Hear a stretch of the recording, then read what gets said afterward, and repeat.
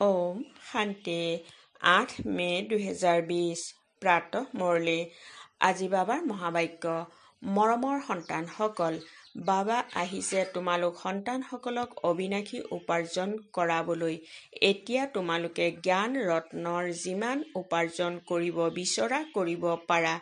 আজি প্ৰশ্ন, আসুৰিক সংস্কাৰবোৰক পৰিৱৰ্তন কৰি দৈৱী কৰি তুলিবলৈ কোনটো বিশেষ পুৰুষাৰ্থৰ প্ৰয়োজন?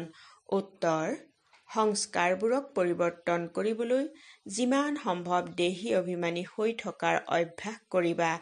দেহ অভিমানত আহিলেহে আসুৰিক সংস্কাৰ গঢ় লৈ উঠায়। পিতাই আসুৰিক সংস্কাৰবোৰক দৈৱী সংস্কাৰ কৰি তুলিবলৈ আহিছে। পুৰুষাৰ্থ কৰা যে প্ৰথমে মই দেহী আত্মা হওঁ, পাছতহে এই শৰীৰ। গীত। তুমি ৰাতি শুই কটালা, দিন খাই কটালা। ওম শান্তি। সন্তানসকলে এই গীতটিটো বহুত বাৰ শুনিছা। আত্মিক সন্তানসকলক আত্মিক পিতাই সাৱধান কৰাই থাকে যে এই সময় হেৰুৱাব নালাগে। এই সময়ত বহুত শ্ৰেষ্ঠ উপাৰ্জন কৰিব লাগে। উপাৰ্জন কৰাবলৈকে পিতা আহিছে। উপাৰ্জনো প্ৰচুৰ মাত্ৰাত আছে। যিয়ে যিমান উপাৰ্জন কৰিব বিচৰা সিমান কৰিব পাৰা। এয়া হৈছে অবিনাশী জ্ঞান ৰত্নৰে বুদ্ধিৰূপী আচল ভৰোৱাৰ উপাৰ্জন। এয়া হৈছে ভৱিষ্যতৰ বাবে। সেয়া হৈছে ভক্তি। এয়া হৈছে জ্ঞান। মনুষ্যই এইটো নাজানে যে ভক্তি তেতিয়া আৰম্ভ হয় যেতিয়া ৰাৱণ ৰাজ্য আৰম্ভ হয়। আকৌ জ্ঞান তেতিয়া আৰম্ভ হয় যেতিয়া পিতা আহি ৰাম ৰাজ্য স্থাপন কৰে। জ্ঞান হৈছে নতুন সৃষ্টিৰ বাবে, ভক্তি হৈছে পুৰণি সৃষ্টিৰ বাবে। এতিয়া পিতাই কয়, প্ৰথমেতো নিজক আত্মা বুলি বুজিব লাগে। তোমালোক সন্তানসকলৰ বুদ্ধিত আছে প্ৰথমে আমি আত্মা হওঁ, পাছত শৰীৰ। কিন্তু নাটকৰ পৰিকল্পনা অনুসৰি সকলো মনুষ্য ভুল ধাৰণা হৈ গৈছে। সেইবাবে ওলোটাকৈ ভাবি ল'লে যে প্ৰথমে আমি দেহ, তাৰ পাছত দেহী। পিতাই কয় শৰীৰটো বিনাশী হয়। ইয়াক তোমালোকে লোৱা আৰু এৰা। সংস্কাৰ আত্মাত থাকে। দেহ অভিমানত আহিলে সংস্কাৰ আসুৰিক হৈ যায়। পুনৰ আসুৰিক সংস্কাৰক দৈৱী কৰি তুলিবলৈ পিতা আহিবলগীয়া হয়। এই গোটেই ৰচনা সেই এজন ৰচয়িতা পিতাৰে হয়। তেওঁক সকলোৱে পিতা বুলি কয়। যেনেকৈ লৌকিক পিতাকো ফাদাৰ বুলিয়ে কোৱা হয়। বাবা আৰু মম্মা এই দুয়োটা শব্দ বহুত মিঠা। ৰচয়িতা বুলিতো পিতাকেই কোৱা হ'ব। তেওঁ প্ৰথমে মাক এডপ্ট কৰে, তাৰ পাছত ৰচনা কৰে। বেহুদৰ পিতাইও কয় যে মই আহি এওঁৰ শৰীৰত প্ৰৱেশ কৰোঁ। এওঁৰ নাম প্ৰসিদ্ধ। কোৱাও হয় ভাগীৰথ। মনুষ্যৰে চিত্ৰ দেখুৱায়। কোনো খাৰ আদি নাই। ভাগীৰথ হৈছে মনুষ্যৰ শৰীৰ। পিতাহে আহি সন্তানসকলক নিজৰ পৰিচয় দিয়েহি। তোমালোকে সদায় কোৱা আমি বাপ দাদাৰ ওচৰলৈ যাওঁ। কেৱল পিতা বুলি ক'লে সেয়া নিৰাকাৰ হৈ যায়। নিৰাকাৰ পিতাৰ ওচৰলৈতো তেতিয়া যাব পাৰিব যেতিয়া শৰীৰ এৰিব। এনেয়েতো কোনেও যাব নোৱাৰে। এই জ্ঞান পিতাইহে দিয়ে। এই জ্ঞান আছেও পিতাৰ ওচৰত। অবিনাশী জ্ঞান ৰত্নৰ খাজনা হয়। পিতা হৈছে জ্ঞান ৰত্নৰ সাগৰ, পানীৰ কথা নহয়। জ্ঞান ৰত্নৰ ভঁৰাল হয়।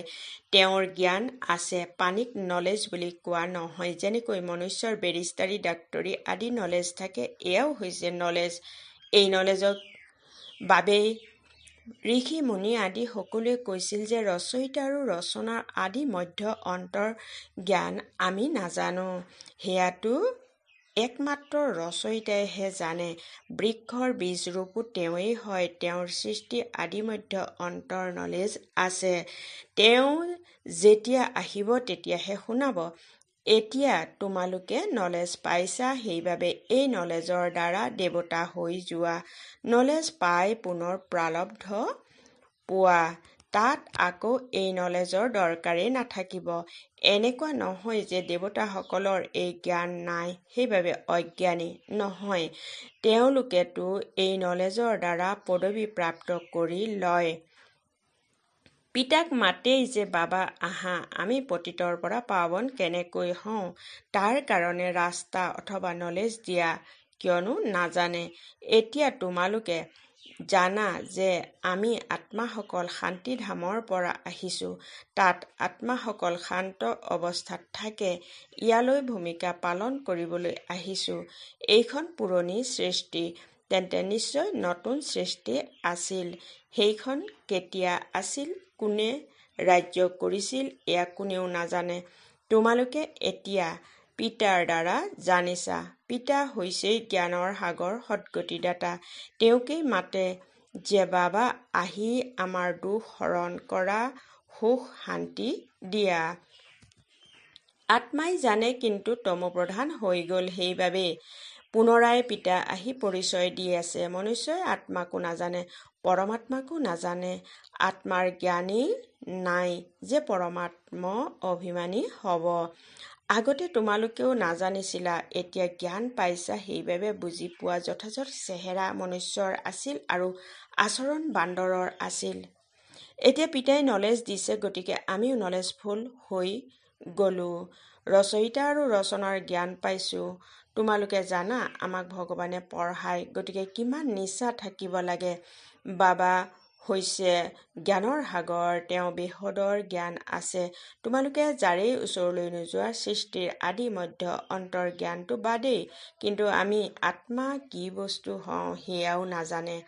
পিতাক স্মৰণো কৰে, দুখ হৰ্তা সুখ কৰ্তা, তথাপিও ঈশ্বৰ সৰ্বব্যাপী বুলি কৈ দিয়ে। পিতাই কয়, ড্ৰামা অনুসৰি তেওঁলোকৰো কোনো দোষ নাই। মায়াই একেবাৰে তুচ্ছ বুদ্ধিৰ কৰি দিয়ে। পোকবোৰে আকৌ আৱৰ্জনাৰ মাজতে সুখৰ অনুভৱ কৰে। পিতা আহে আৱৰ্জনাৰ মাজৰ পৰা উলিয়াই আনিবলৈ। মনুষ্য দলনিত আবদ্ধ হৈ আছে, জ্ঞানৰ বিষয়ে নাজানেই। তেন্তে কি কৰিব? পিটনিত আবদ্ধ হৈ আছে। পুনৰ তেওঁলোকক তাৰ পৰা উলিওৱাটোৱেই কঠিন হৈ যায়।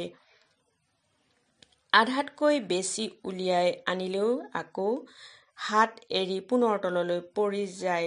কোনো সন্তানে আনক জ্ঞান দি দি নিজেই মায়াৰ চৰ খাই লয়, কিয়নো পিতাৰ নিৰ্দেশনাৰ বিৰুদ্ধে কাৰ্য কৰি দিয়ে।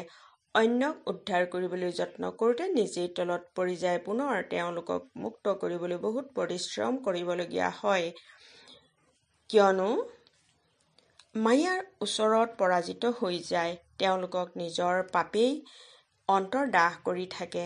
মায়াৰ লগত যুদ্ধ হয়, নহয় জানো? এতিয়া তোমালোক যুদ্ধক্ষেত্ৰত আছা। সেয়া হৈছে বাহুবলেৰে যুঁজা হিংসক সৈন্য। তোমালোক হৈছা অহিংসক। তোমালোকে ৰাজ্য লোৱা অহিংসাৰে। হিংসা দুই প্ৰকাৰৰ হয়, নহয় জানো? এটা হৈছে কাম কটাৰী চলোৱা আৰু আনটো হৈছে হিংসা, কাৰোবাক মাৰ পিট কৰা। তোমালোক এতিয়া ডবল অহিংসক হোৱা। এই জ্ঞান বলৰ যুদ্ধ কোনেও নাজানে। অহিংসা কাক কোৱা হয়, এইটো কোনেও নাজানে। ভক্তি মাৰ্গৰ সামগ্ৰী কিমান অজস্ৰ। গায়নো কৰে, পতিত পাৱন আহা, কিন্তু মই কেনেকৈ আহি পাৱন কৰি তোলো, এয়া কোনেও নাজানে। গীতাতে ভুল কৰি দিছে যে মনুষ্যক ভগৱান বুলি কৈ দিছে। শাস্ত্ৰ মনুষ্যই ৰচনা কৰিছে, মনুষ্যই পঢ়ে। দেৱতাসকলৰতো শাস্ত্ৰ পঢ়াৰ দৰকাৰ নাই, তাত কোনো শাস্ত্ৰ নাথাকে। জ্ঞান, ভক্তি, পাছত বৈৰাগ্য। কিহৰ বৈৰাগ্য? ভক্তিৰ পুৰণি সৃষ্টিৰ প্ৰতি বৈৰাগ্য, পুৰণি শৰীৰৰ প্ৰতি বৈৰাগ্য। পিতাই কয়, এই দুচকুৰে যি দেখিবলৈ পোৱা যায় সেয়া নাথাকিবগৈ। এই গোটেই সৃষ্টিৰ প্ৰতি বৈৰাগ্য। বাকী নতুন সৃষ্টিৰ তোমালোকে দিব্য দৃষ্টিৰে সাক্ষাৎকাৰ কৰা। তোমালোকে পঢ়াই নতুন সৃষ্টিৰ কাৰণে। এই পঢ়া কোনো এই জন্মৰ কাৰণে নহয়। অন্য যি পঢ়া আছে সেয়া এই সময়ৰ এইটো জন্মৰ কাৰণে। এতিয়াতো হৈছে সংগম। সেইকাৰণে তোমালোকে যি পঢ়া তাৰ পালব্ধ তোমালোকে নতুন সৃষ্টিত পোৱা। বেহদৰ পিতাৰ পৰা তোমালোকে কিমান শ্ৰেষ্ঠ প্ৰালব্ধ কৰা। বেহদৰ পিতাৰ পৰা বেহদৰ সুখৰ প্ৰাপ্তি হয়। গতিকে সন্তানসকলে পূৰা পুৰুষাৰ্থ কৰি শ্ৰীমতত চলিব লাগে। পিতা হৈছে শ্ৰেষ্ঠতকৈ শ্ৰেষ্ঠ, তেওঁৰ দ্বাৰা তোমালোক শ্ৰেষ্ঠ হোৱা। তেওঁতো সৰ্বদা শ্ৰেষ্ঠ হয়েই তোমালোকক শ্ৰেষ্ঠ কৰি তোলে। 84 জন্ম লৈ লৈ তোমালোক পুনৰ ভ্ৰষ্ট হৈ যোৱা। পিতাই কয়, মইতো জন্ম মৰণত নাহোঁ, মই এতিয়া ভাগ্যশালী ৰথতহে প্ৰৱেশ কৰোঁ, যাক তোমালোক সন্তানসকলে চিনি পালা। তোমালোকৰ এতিয়া সৰু বৃক্ষত ধুমুহাও লাগে নহয় জানো? বৃক্ষৰ পাত সৰি থাকে, অনেক ফুল ওলায়, আকৌ ধুমুহা লাগিলে সৰি পৰে। কোনো কোনো ফুলৰ পৰা ভালদৰে ফল ওলায়, তথাপিও মায়াৰ ধুমুহাত সৰি যায়। মায়াৰ ধুমুহা অতি তীব্ৰ হয়। সেইফালে আছে বাহুবল, এইফালে যোগবল অথবা স্মৃতিৰ বল। তোমালোকে স্মৃতি শব্দটি দৃঢ় কৰি লোৱা। তেওঁলোকে যোগ শব্দটি কৈ দিয়ে, তোমালোকৰ হৈছে স্মৃতি। চলোতে ফুৰোতে পিতাক স্মৰণ কৰা, ইয়াক যোগ বুলি কোৱা নহ'ব। যোগ শব্দটি সন্ন্যাসীসকলৰ বাবে প্ৰখ্যাত। অনেক প্ৰকাৰৰ যোগ শিকায়। পিতাই কিমান সহজকৈ কয়, উঠোতে বহোতে চলোতে ফুৰোতে পিতাক স্মৰণ কৰিবা। তোমালোক আধাকল্পৰ প্ৰেমিকা, মোক স্মৰণ কৰি আহিছা। এতিয়া মই আহিছোঁ। আত্মাক কোনেও নাজানে, সেইকাৰণে পিতা আহি উপলব্ধি কৰায়। এয়াও বুজিবলগীয়া অতি সূক্ষ্ম কথা। আত্মা অতি সূক্ষ্ম আৰু অবিনাশী হয়। আত্মাৰো বিনাশ নহয় আৰু আত্মাৰ ভূমিকাও বিনাশ হ'ব নোৱাৰে। এই কথাবোৰ ভোদা বুদ্ধিৰ লোকে বহুত কষ্টৰেহে বুজিব পাৰে। শাস্ত্ৰতো এই কথাবোৰ নাই। তোমালোক সন্তানসকলে পিতাক স্মৰণ কৰিবলৈ বহুত পৰিশ্ৰম কৰিবলগীয়া হয়। জ্ঞানটো বহুত সহজ, বাকী বিনাশকালত প্ৰীত বুদ্ধি আৰু বিপৰীত বুদ্ধি, এয়া স্মৰণ কৰাৰ ক্ষেত্ৰত কোৱা হয়। স্মৃতি ভাল হ'লে প্ৰীত বুদ্ধি বুলি কোৱা হয়। প্ৰীতিও অব্যভিচাৰী হোৱা উচিত। নিজক সুধিব লাগে, মই বাবাক কিমান স্মৰণ কৰোঁ।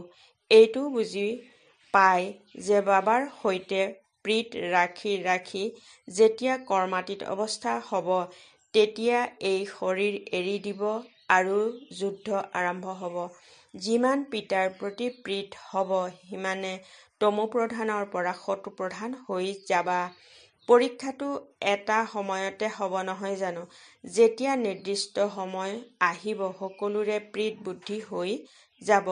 সেই সময়ত আকৌ বিনাশ হয়। তেতিয়ালৈকে কাজিয়া আদি লাগি থাকিব।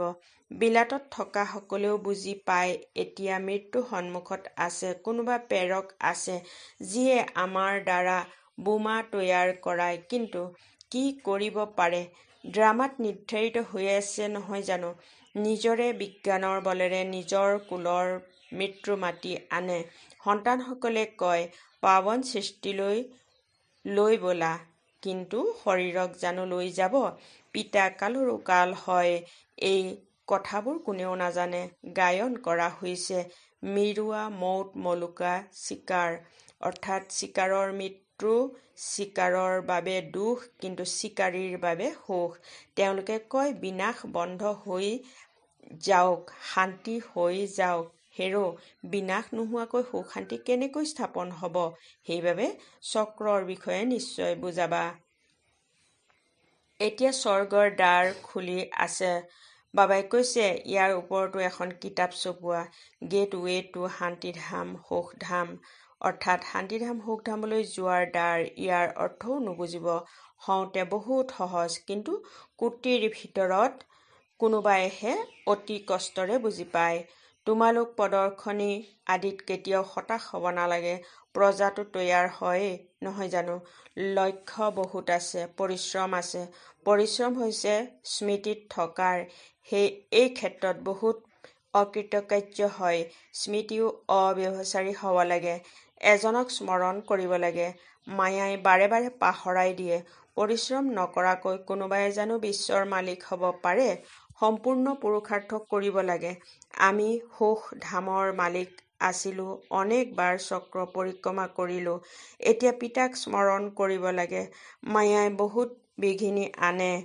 বাবাৰ ওচৰত ছাৰ্ভিচৰো বাতৰি আহে। আমি বিদ্যৎ মণ্ডলীক বুজালে, এইটো কৰিলে নাটক অনুসৰি মাতাসকলৰ নাম প্ৰখ্যাত হ'ব। তোমালোক সন্তানসকলে এইটো খেয়াল ৰাখিব লাগে যে মাতাসকলক আগত ৰাখিব লাগে। এয়া হৈছে চৈতন্য দিলৱালা মন্দিৰ। তোমালোক চৈতন্য ৰূপত হৈ যাবা, তেতিয়া তোমালোকে ৰাজত্ব কৰি থাকিবা। ভক্তি মাৰ্গৰ মন্দিৰ আদি থাকিব। ভাল বাৰু। অতি মৰমৰ কল্পৰ পাছত পুনৰাই লগ পোৱা সন্তানসকলৰ প্ৰতি মাতা পিতা বাপদাদাৰ স্নেহপূৰ্ণ স্মৰণ আৰু সুপ্ৰভাত। আত্মিক পিতাৰ আত্মিক সন্তানসকলক নমস্কাৰ। ধাৰণাৰ বাবে মুখ্য সাৰ নম্বৰ 1। এজন পিতাৰ প্ৰতি অবিভচাৰী মৰম ৰাখি ৰাখি কৰ্মাতীত অৱস্থা পাব লাগে। এই পুৰণা শৰীৰ পুৰণা সৃষ্টিৰ প্ৰতি বেহদৰ বৈৰাগ্য জন্মিব লাগে। নম্বৰ 2। পিতাৰ নিৰ্দেশনাৰ বিৰুদ্ধে গৈ কোনো কাম কৰিব নালাগে। যুদ্ধক্ষেত্ৰত কেতিয়াও পৰাজিত হ'ব নালাগে। দ্বৈত অহিংসক হ'ব লাগে। আজিৰ বৰদান, নিজৰ আত্মিক লাইটৰ দ্বাৰা বায়ুমণ্ডলক পৰিৱৰ্তন কৰাৰ সেৱা কৰোঁতা সহজ সফলতামূৰ্ত হোৱা।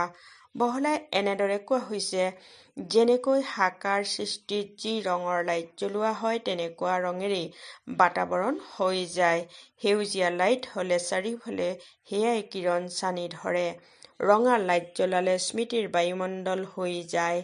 যেতিয়া স্থূল লাইটে বায়ুমণ্ডলক পৰিৱৰ্তন কৰি দিয়ে, তেন্তে তোমালোক লাইট হাউচেও পবিত্ৰতাৰ লাইট তথা সুখৰ লাইটৰ দ্বাৰা বায়ুমণ্ডলক পৰিৱৰ্তন কৰাৰ সেৱা কৰিবা, তেতিয়া সফলতামূৰ্ত হৈ যাবা।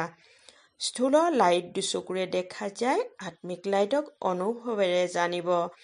শ্লোগান: ব্যৰ্থ কথাত সময় আৰু সংকল্প নষ্ট কৰা, এয়াও অপবিত্ৰতা হয়। ওম শান্তি।